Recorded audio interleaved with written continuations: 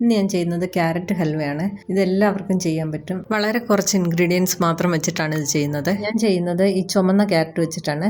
ഇവിടെ ചുമന്ന carrot super മാർക്കറ്റിൽ പോയപ്പോൾ കിട്ടി. അപ്പം ഞാൻ 2 കിലോ വാങ്ങിച്ചിട്ടുണ്ട്.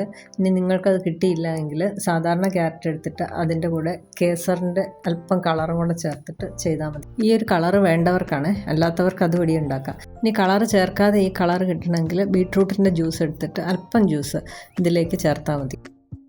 ഇനി ഈ ക്യാരറ്റ് നമ്മൾ ഗ്രേറ്റ് ചെയ്തെടുക്കുമ്പോൾ ഒരു കാര്യം ശ്രദ്ധിക്കണേ. ഇത് മുറിച്ച് കഴിയുമ്പോൾ ഇതിൻ്റെ നടുക്ക് കാണുന്ന ഒരു വൈറ്റ് പോർഷൻ ഉണ്ടല്ലോ, അതൊരു കാരണവശാലും എടുക്കരുത്. അതെടുത്തു കഴിഞ്ഞാൽ ഹൽവയ്ക്ക് കയ്പ്പ് വരും, അതിൻ്റെ ടേസ്റ്റേ കളയും അത്. ഞാനിപ്പോൾ ഇവിടെ ഗ്രേറ്റ് ചെയ്തല്ല എടുക്കുന്നത്. ഞാനിത് ചെറുതായിട്ടൊന്ന് കട്ട് ചെയ്തിട്ട് ചോപ്പറിലിട്ട് വലിച്ചെടുക്കാനായിട്ടാണ്. എങ്ങനെ എടുത്താലും കുഴപ്പമില്ല, നല്ല പൊടിയായിട്ടിരിക്കണം അത്. ഇത് നല്ല ഹെൽത്തി ആയിട്ടുള്ളൊരു ഹൽവയാണ്. ഒരുപാട് നെയ്യും ഇതൊന്നും ഞാൻ ചേർക്കുന്നില്ല അതിനകത്ത്. അപ്പോൾ ഇതിൻ്റെ വൈറ്റ് പോർഷൻ ഞാൻ മാറ്റി കാണിക്കാം. ഈ നടുക്ക് കാണുന്ന ഈ ഭാഗമാണ്, അതങ്ങ് കട്ട് ചെയ്തങ്ങ് മാറ്റിയാൽ മതി. തണുപ്പ് സീസണിലുണ്ടാകുന്ന ക്യാരറ്റാണിത്. ഇത് എനിക്ക് തോന്നുന്നു ലാസ്റ്റായിരുന്നു ഇവിടെ വന്നത്. ഇത് നല്ലപോലെ മൂത്ത ക്യാരറ്റായിരുന്നു എനിക്ക് കിട്ടിയിരുന്നത്. അപ്പോൾ അതിൻ്റെ നടുക്കത്തെ ആ പോർഷൻ ഒരുപാടുണ്ടായിരുന്നു. നമ്മുടെ സാധാരണ ക്യാരറ്റ് എടുക്കുമ്പോഴും ഇതുപോലെ നടുക്ക് വൈറ്റ് പോർഷൻ ഉണ്ടാവും, അത് കളയണേ. നമ്മൾ കറിക്കകത്തിട്ടാൽ പോലും അതിൻ്റെ ആ ടേസ്റ്റ് ഡിഫറൻസ് നമുക്ക് മനസ്സിലാകും. അപ്പോൾ ഇത് ഞാൻ മുഴുവനായിട്ടൊന്ന് കട്ട് ചെയ്തെടുക്കുന്നുണ്ട്. അപ്പം ഞാൻ അകത്തെ ആ പോർഷനൊക്കെ കളഞ്ഞ് കട്ട് ചെയ്തെടുത്ത് വെച്ചിട്ടുണ്ട്. ഇത്രയാണ് എനിക്ക് കിട്ടിയത്. ഇത് കണ്ടില്ലേ, നടുക്കത്തെ ഈ ഭാഗം ഇത്രയും കളയേണ്ടി വന്നു, ഇത്രയും വലിയൊരു പോർഷൻ. ഇത് ഞാൻ ഈ ചോപ്പറിനകത്ത് ഇട്ടിട്ടാണ് ചോപ്പ് ചെയ്തെടുക്കുന്നത്. നിങ്ങൾക്ക് വേണമെങ്കിൽ ഗ്രേറ്റ് ചെയ്തെടുക്കാം.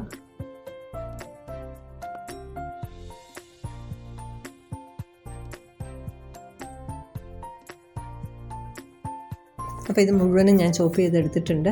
ഇതുപോലെ ഇത്രയും നൈസായിട്ട് വേണം ചോപ്പ് ചെയ്തെടുക്കാനായിട്ട്. ഗ്രേറ്റ് ചെയ്യുന്നതിനേക്കാളും എളുപ്പം ഇതാണ് ചെയ്യാനായിട്ട്. നമ്മുടെ കൈക്കും പ്രശ്നം ഉണ്ടാവില്ല, വേഗം കാര്യം കഴിയും.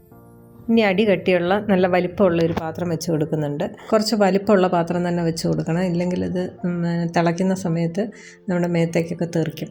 അപ്പം ഞാൻ ഇതിലേക്ക് ഈ ക്യാരറ്റ് മുഴുവനും ഇട്ട് കൊടുക്കുന്നുണ്ട്. ഇനി ഇതിലേക്ക് ചേർക്കുന്നത് 3/4 ലിറ്റർ പാലാണ്.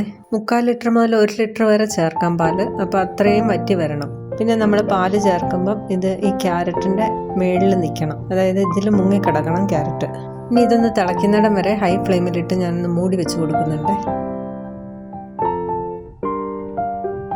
ഇപ്പം ഇത് തിളച്ച് വന്നിട്ടുണ്ട്, ഒന്ന് ഇളക്കി ഇട്ട് കൊടുക്കാം. ഇനിയിപ്പം ഇടയ്ക്കിടയ്ക്ക് ഒന്ന് ഇളക്കി, ഇനി ലോ ഫ്ലെയിമിലേക്ക് മാറ്റാം. ഇനി കുറച്ച് സമയം എടുത്ത് വേണം ചെയ്യാനായിട്ട്.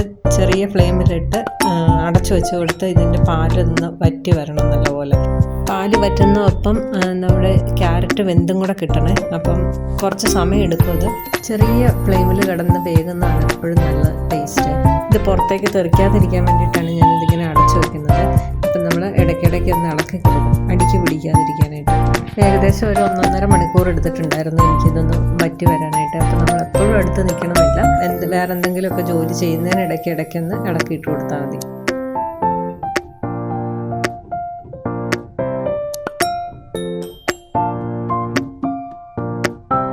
അപ്പോൾ ഏകദേശം ഈ പാല് ഒരു പകുതിയോളം വറ്റിയിട്ടുണ്ട്. അപ്പോൾ ഈ സമയത്ത് നമ്മുടെ ക്യാരറ്റും വെന്തിട്ടുണ്ട്. ക്യാരറ്റ് വെന്തതിന് ശേഷം മാത്രമേ ഇതിനകത്തേക്ക് പഞ്ചസാര ചേർത്ത് കൊടുക്കാവുള്ളൂ. ഇനിയിപ്പോൾ ഞാനിതിലേക്ക് ഇത് വെന്തിട്ടുണ്ട്, ഷുഗർ ചേർത്ത് കൊടുക്കാൻ പോവാണ്. ഇതിലേക്ക് ഞാൻ 1/4 കപ്പ് ഷുഗറാണ് ചേർക്കുന്നത്. ആദ്യം കുറച്ചേ ചേർക്കുന്നുള്ളൂ, മധുരം നോക്കിയിട്ട് വേണമെങ്കിൽ പിന്നീട് ചേർക്കാം.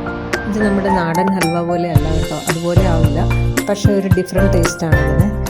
ഒരിക്കലെങ്കിലും ഒന്ന് പരീക്ഷിച്ച് നോക്കണം കേട്ടോ. ഒരുപാട് എണ്ണയോ നെയ്യോ ഒന്നും ചേർക്കാതെ തന്നെ ഇതിന് ടേസ്റ്റ് ഉണ്ട് കഴിക്കാനായിട്ട്. കൂടുതലും ഇത് ഓതൻറ്റിക്കായിട്ട് ചെയ്യുകയാണെങ്കിൽ ഇതിനകത്ത് പാൽക്കോവ എന്ന് പറയുന്ന സാധനമാണ് ചേർക്കുന്നത്, അതായത് പാല് വറ്റിച്ചെടുക്കുന്നുണ്ട്.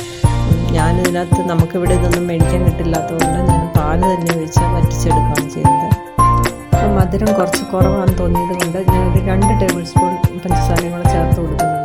മധുരത്തിൻ്റെ അളവൊക്കെ ഓരോരുത്തരുടെ ഇഷ്ടത്തിനനുസരിച്ച് ചേർത്ത് കൊടുക്കുക. ഞാൻ മധുരം അധികം കഴിക്കാറില്ല, അതുകൊണ്ട് മധുരം കുറച്ചേ ചേർക്കുന്നുള്ളൂ. പിന്നെ ഇതിനകത്ത് നെയ്യൊക്കെ ചേർക്കേണ്ടവർക്ക് ഈ ഒരു സമയത്ത് നെയ്യ് ചേർക്കാം.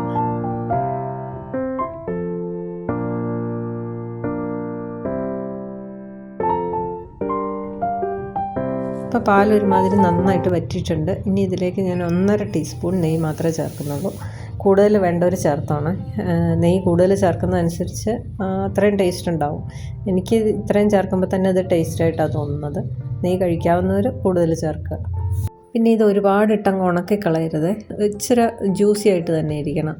നെയ്യ് ഞാൻ അധികം ചേർക്കാഞ്ഞിട്ടും ഇതിൻ്റെ അടിയിലൊന്നും പിടിച്ചിട്ടില്ല, ഒട്ടും തന്നെ പിടിച്ചിട്ടില്ല. പാല് വറ്റുന്നതനുസരിച്ച് നല്ലതുപോലെ ഇത് ഇളക്കി കൊടുക്കണേ. ഇപ്പം നമ്മുടെ ഹൽവ റെഡി ആയിട്ടുണ്ട്. ഞാൻ ഇനി ഇതിലേക്ക് കുറച്ച് ബദാം അരിഞ്ഞതും കാഷ്യൂനട്ടും കൂടെ ഇട്ട് കൊടുക്കുന്നുണ്ട്. വറക്കൊന്നും വേണ്ട, അതുവഴി ഇട്ടാൽ മതി. ബദാം മാത്രം അരിഞ്ഞ് ചേർക്കുന്നുണ്ട്. ഇതൊക്കെ ചേർക്കുന്ന ഓരോരുത്തരുടെ ഇഷ്ടത്തിനനുസരിച്ചാണ്. എൻ്റെ കയ്യിലുള്ളത് കൊണ്ട് ഞാൻ ചേർത്തു. ഇത് ചേർക്കണം എന്നൊരു നിർബന്ധവും ഇല്ല. ഇത് നല്ല സോഫ്റ്റ് ആയിട്ടാണ് ഇരിക്കുന്നത്. അപ്പോൾ അതിനിടയ്ക്ക് നമ്മൾ കഴിക്കുമ്പം എന്തെങ്കിലും ഇങ്ങനെ കടിക്കാൻ കിട്ടുമ്പോൾ ഒരു രസമാണല്ലോ, അതുകൊണ്ടാണ് ഞാൻ ഇത് ചേർക്കുന്നത്. നമ്മുടെ നാട്ടിൽ കിട്ടുന്ന ഹൽവ വെച്ച് നോക്കുമ്പോൾ ഇത് വളരെ ഹെൽത്തിയാണ്. നമ്മുടെ കുട്ടികൾക്കോ ഷുഗറോ കൊളസ്ട്രോളോ അങ്ങനെയുള്ളവർക്കൊക്കെ കഴിക്കാം ഇത്. കാരണം ഇതിനകത്ത് അധികം മധുരമോ നെയ്യോ ഒന്നും ചേർത്തിട്ടില്ല. പിന്നെ ഇത് ഒരുപാട് ദിവസം പുറത്തിരിക്കുമെന്ന് വിചാരിക്കുകയോ ചെയ്യരുത്. ഇത് പെട്ടെന്ന് തന്നെ ഫംഗസ് പിടിക്കും. ഒരു 3 ദിവസം അല്ല 4 ദിവസം മാക്സിമം. അതിൻ്റെ അപ്പുറത്തേക്ക് ഇത് വെളിയിൽ വെക്കുകയോ ചെയ്യരുത്. ഫ്രിഡ്ജിനകത്ത് സൂക്ഷിച്ചു കഴിഞ്ഞാൽ കുറേ ദിവസം ഇരിക്കും. ഇത് തണുപ്പിച്ചോ ചൂടാക്കിയോ എങ്ങനെ വേണേലും കഴിക്കാം. ചൂടാക്കി കഴിക്കുന്നതാണ് എനിക്ക് കുറച്ചുകൂടി ടേസ്റ്റായിട്ട് തോന്നിയിട്ടുള്ളത്. ഞാനിതിപ്പോൾ ഫ്ലെയിം ഓഫ് ചെയ്തിട്ടുണ്ട്. അപ്പോൾ ഇത്രയും ഡ്രൈ ആയിട്ടിരുന്നാൽ മതി. ഇത് കൂടുതൽ ഡ്രൈ ആക്കരുത്, ആക്കി കഴിഞ്ഞാൽ അതിൻ്റെ ടേസ്റ്റ് മാറും.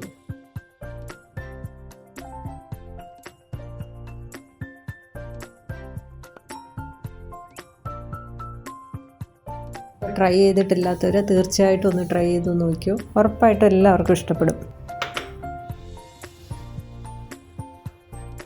ഞാനിതിപ്പോൾ ഒരു ബൗളിലേക്ക് മാറ്റിയിട്ടുണ്ട്. ഇനി ഇതിൻ്റെ മുകളിലേക്ക് ഒരല്പം നെയ്യ് ഒരു ഗ്ലേസിങ്ങിന് വേണ്ടിയിട്ടാണ് ചേർക്കുന്നത്. ഇനി ഇതിലേക്ക് അരിഞ്ഞു വെച്ച ബദാമും കാഷ്യൂനട്ടും കൂടെ ചേർത്ത് കൊടുക്കാം. അപ്പോൾ ഈ വീഡിയോ ഇഷ്ടപ്പെട്ടിട്ടുണ്ടെങ്കിൽ ലൈക്ക് ചെയ്യാനും ഷെയർ ചെയ്യാനും സബ്സ്ക്രൈബ് ചെയ്യാനും മറക്കരുത്. ഇരുമ്പപ്പുളി വെച്ചിട്ട് ഞാൻ ചെയ്ത വീഡിയോ ഒരുപാട് പേർക്ക് ഇഷ്ടപ്പെട്ടു എന്ന് മനസ്സിലായി. സപ്പോർട്ട് ചെയ്തതിന് എല്ലാവർക്കും താങ്ക് യു സോ മച്ച്. അപ്പോൾ പുതിയ റെസിപ്പികളുമായി വീണ്ടും കാണാം. Thank you.